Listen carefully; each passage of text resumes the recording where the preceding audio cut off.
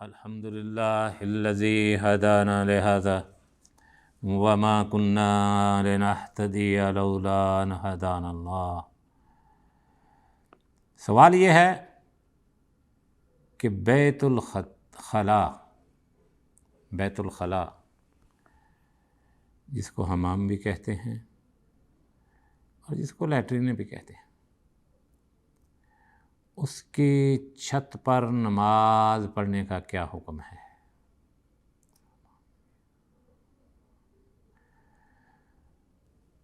تو حماموں کی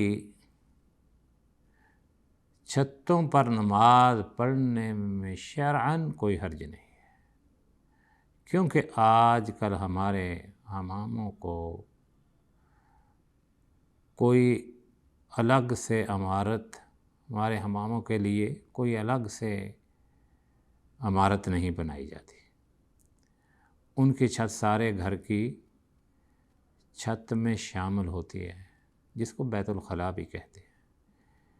اس طرح لیٹرینوں کی چھتوں پر نماز پڑھنے میں کوئی حرج نہیں ہے، کیونکہ وہ بھی نبی اکرم صلی اللہ علیہ وسلم کے درجہ ذیل فرمان کے عموم میں داخل ہے، کیونکہ اللہ کے نبی صلی اللہ علیہ وسلم نے فرمایا وَجُعِلَتْ لِيَ الْأَرْضُ مَسْجِدًا وَطَہُورًا، اور میرے لیے ساری زمین کو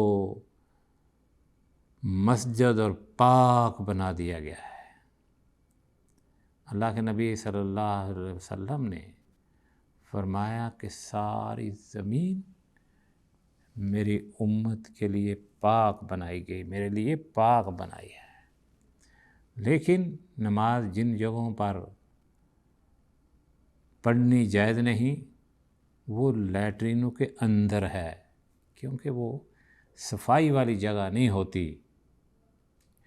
قبرستان میں نماز پڑھنی قبر میں بھی جائز نہیں ہے، کیونکہ کہیں شیطان یہ خوشیاں نہ منائے کہ حاجی صاحب قبر کو سجدہ کر رہے ہیں، یا دل میں یہ خیال نہ آ جائے کہ سامنے قبر ہے تو تھوڑا سا تقرب اس بابے کا بھی حاصل کر لو۔ اس لیے قبرستان میں قطعاً نماز پڑھنے سے منع فرمایا۔ ہاں البتہ نماز جنازہ قبرستان میں ہو سکتی ہے، کیونکہ اس میں سجدہ نہیں ہوتا۔ ایک قبرستان میں نماز پڑھنے سے منع فرمایا، دوسرا لیٹرینوں میں، اور تیسرا جس جگہ پر اونٹ کو باندھا جائے، اونٹ جس جگہ پر باندھے جاتے ہیں نا، وہاں بھی نماز پڑھنے سے منع فرمایا۔ اس کی بے شمار حکمتیں بیان کی گئی، اس میں سے ایک یہ بھی حکمت ہے کہ ذرا شیطان آ جاتا ہے اونٹ میں تو اتنے بھاری بھرکم جسم کا مالک ہوتا ہے، یہ نہ کہیں نمازی پر ایک پاؤں مار دے تو اس کو اگلے جہان جانا پڑ جائے۔ لیکن لیٹرینوں کی چھتوں پر نماز پڑھنے میں کوئی حرج نہیں، گندگی اس کی اندر ہے، چھت پر نہیں، کیونکہ فرمایا وَجُعِلَتْ لِيَ الْأَرْضُ مَسْجِدًا وَطَہُورًا، اور میرے لیے ساری زمین کو مسجد یعنی سجدہ کرنے کی جگہ اور پاک بنا دیا گیا ہے۔ یہ اللہ کے نبی صلی اللہ علیہ وسلم نے اپنی فضیلت بیان کی کہ جو خصوصیات اللہ کے نبی صلی اللہ علیہ وسلم کو دی گئی دوسرے نبیوں سے ہٹ کر، اس میں سے ایک یہ بھی تھا کہ آپ کے لیے یہ ساری زمین پاک بنا دی گئی، سجدہ کرنے کے لیے آپ کے لیے ساری زمین کو پاک کرا دیا۔ لیکن پہلی امتوں کے لیے یہ نہیں تھا، وہ اللہ کی عبادت اپنی عبادت گاہوں میں ہی کر سکتے تھے۔ اسی طرح کا سوال ہے جو بہت دلچسپ ہے۔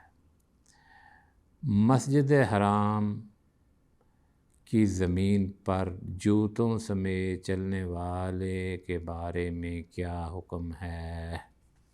یہ سوال ہے۔ جواب اس کا یہ ہے کہ مسجد حرام کی زمین پر جوتوں سمیت نہیں چلنا چاہیے، کیونکہ اس سے ان عوام کے لیے دروازہ کھلتا ہے جو مسجد کا احترام نہیں کرتے اور پانی کے ساتھ گیلے جوتوں سمیت مسجد میں آتے جاتے ہیں۔ ممکن ہے کہ ان کے جوتے نجاسوں سے آلودہ ہوں اور وہ اپنے جوتوں سمیت مسجد میں داخل ہو کر اسے بھی آلودہ کر دیں۔ شریعت کا یہ اصول ہے کہ اگر ایک چیز کے ارتکاب سے خرابی کا پہلو نکلتا ہو تو واجب ہے کہ اس خرابی کی وجہ سے اسے ترک کر دیا جائے۔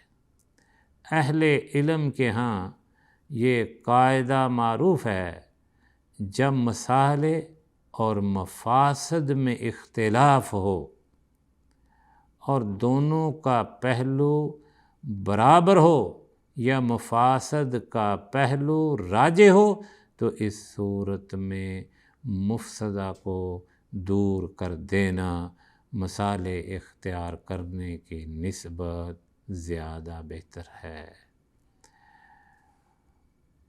کہ دونوں مصالح اور مفسدہ میں انسان کو فرق کرنا چاہیے یا ان کا میزان کرنا چاہیے کہ کس میں مفسدہ ہے اور کس میں مفسدہ ہے اور کس میں مصالح ہے، تو مصالح کو اختیار کیا جائے۔ نبی اکرم صلی اللہ علیہ وسلم نے ارادہ فرمایا تھا کہ کعبہ شریف کی عمارت کو منہدم کر کے حضرت ابراہیم علیہ السلام کی بنیادوں پر عمارت کو از سر نو تعمیر فرمائیں، لیکن لوگ کفر کو چھوڑ کر نئے نئے اسلام میں داخل ہوئے تھے، لہذا فساد کے اندیشے کے پیش نظر آپ نے اپنے اس ارادے کو ترک فرما دیا اور آپ نے حضرت عائشہ رضی اللہ تعالی عنہا سے فرمایا، لو ان قومک حدیث عہد بجاہلیہ لامرت بالبیت فخدم فادخلت فیہ ما اخرج منہ۔ اگر یہ بات نہ ہوتی کہ تمہاری قوم نے جاہلیت کو نیا نیا چھوڑا ہے تو میں حکم دیتا اور بیت اللہ کو منہدم کر دیا جاتا اور پھر میں اس حصے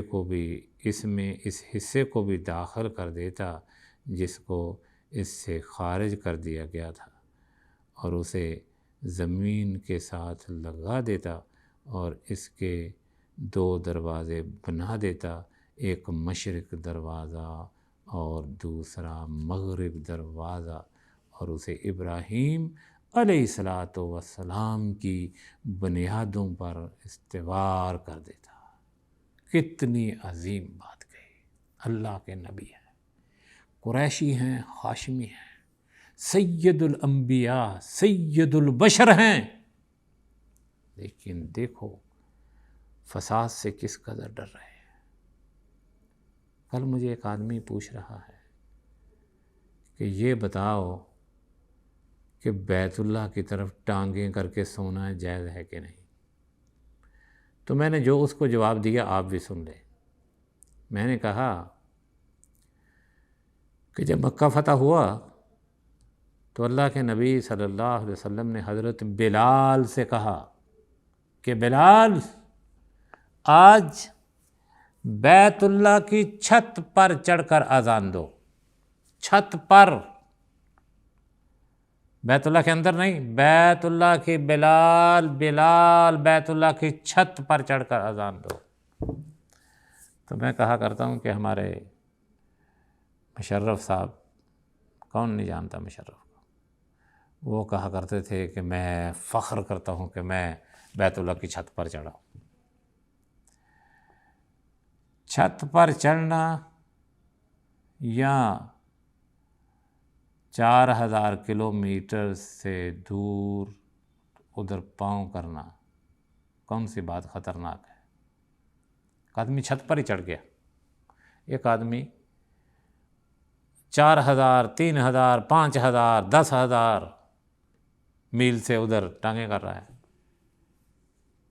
تو اصل میں استاخ تو نعوذ باللہ وہ ہونا چاہیے تھا نا جو چھت پر چڑھا ہے۔ اللہ کے نبی صلی اللہ علیہ وسلم حضرت بلال کو حکم دیا، لیکن جو میں نے اس کو بات کہی وہ سنی۔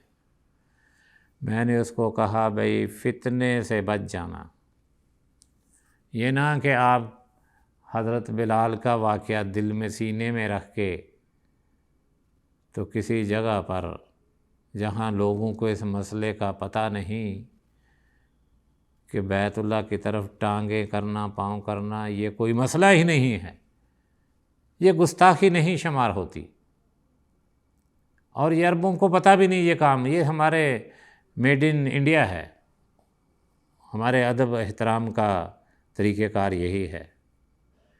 وہ گیا نا، ایک آدمی، بات یاد آ گئی، اپنے 70 سالہ 75 سالہ باپ کو اولڈ کیمپس، جہاں بوڑھوں کی پرورش کرتے ادھر لے کے گیا، تو گاڑی میں، شاندار گاڑی اس میں بٹھایا ہوا ہے باپ کو، اترے کہ میں نے مالک کو ملنا ہے، جو پریزیڈنٹ ہے اس اولڈ ہاؤس کا، وہ نکلا تو صاحب نے 4 کتے بھی اتنے بڑے بڑے منہ والے ساتھ گاڑی میں بٹھائے ہوئے ہیں۔ کہتے ہیں ہاں بھی، کہتے ہیں ادھر بڈھے کو اپنے کو پرتی کرانا ہے بھائی۔ تو اس نے کیا کہا؟ اس نے کہا 4 کتے پال سکتے ہو، اس کو نہیں پال سکتے جس نے تمہیں پیدا کیا ہے۔ ہمارے محبت کے انداز بھی عجیب و غریب ہیں، ہم مرتے مٹتے ہیں، نماز نہیں پڑھتے، بیت اللہ کی طرف نماز پڑھنا یہ ہمارے لیے واجب ہے، لیکن فساد سے بچنا ہے بھائی ہر حال میں۔